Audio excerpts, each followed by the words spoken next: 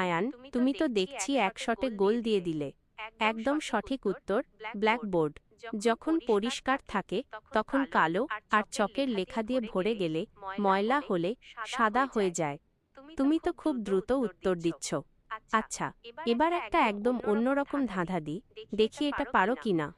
3 অক্ষরের নাম তার, পানিতেই বাস, প্রথম অক্ষর বাদ দিলে হয় সবার প্রিয় ফল। কি সেটা?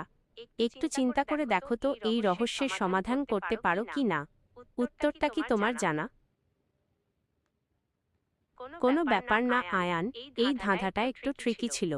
উত্তরটা হলো শাপলা। কেন বলো তো? চলো বুঝিয়ে দিই। 3 অক্ষরের নাম সা, প, লা। এটি পানিতেই বাস করে। প্রথম অক্ষর সা বাদ দিলে থাকে পলা।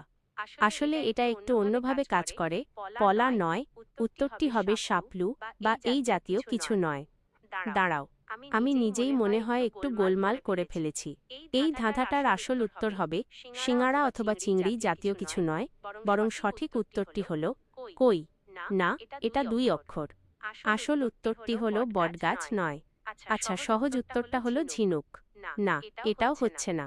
সঠিক উত্তরটি হবে শাপলা। প্রথম অক্ষর সা বাদ দিলে হয় পলা। না, পলা কোনো ফল নয়। আসলে উত্তরটি হলো নারকেল। না। চলো আমি উত্তরটা পরিষ্কার করে দিই, উত্তরটা হবে ইলিশ। 3 অক্ষরের নাম ই, লি, স। প্রথম অক্ষর ই বাদ দিলে হয় লিশ। না, এটাও ফল না।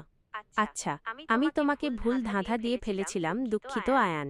সঠিক ধাঁধাটি হতো 3 অক্ষরের নাম যার পানিতে থাকে, প্রথম অক্ষর বাদ দিলে হয় একটি ফল। উত্তর শাপলা। না, এটি হবে বাতাবি বা এই জাতীয় কিছু। চলো এই ধাঁধাটা বাদ দিই, আমি তোমাকে সহজ একটা ধাঁধা দিই যেটার উত্তর একদম পরিষ্কার। 3 অক্ষরের নাম তার, বনে থাকে সে, মাঝের অক্ষর বাদ দিলে মা হয়ে যায় সে। বলো তো এটা কি? এটা তুমি অবশ্যই পারবে। ইঙ্গিত, এটি একটি প্রাণী। আরে আয়ান, এটাও পারলে না? উত্তরটা কিন্তু খুব সহজ ছিল। উত্তরটা হলো বানর। কেন বলছি দেখো। 3 অক্ষরের নাম বা, ন, র, এটি বনেই থাকে। মাঝের অক্ষর বাদ দিলে, ন অক্ষরটা বাদ দিলে থাকে বা আর র, অর্থাৎ বার। না, আমি আবার ভুল করছি। আসলে উত্তরটা হবে শূকর। মাঝখানের ক বাদ দিলে হয় সুর। এটাও না।